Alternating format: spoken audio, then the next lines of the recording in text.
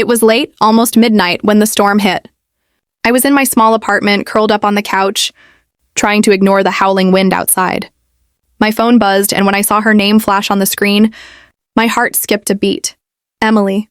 We hadn't spoken in months, not since the night she vanished from my life without explanation. Her message was short. I need to see you now. I hesitated. A dozen emotions swirled in my chest. Anger, confusion, longing. But before I could overthink, I found myself pulling on my jacket and heading into the rain.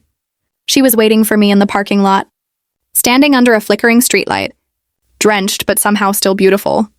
When I approached, she didn't speak at first. She just hugged me, tightly, desperately, as if she was afraid I might disappear. Then she whispered, "I can't keep this to myself anymore."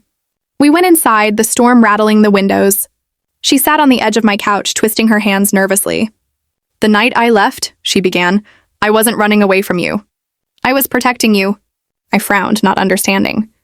She took a shaky breath. "There's something you never knew. About your brother." My blood ran cold. She told me that months before, she had accidentally discovered that my brother was involved in dangerous, illegal work, things that could ruin lives. She'd confronted him, and he'd warned her to stay silent.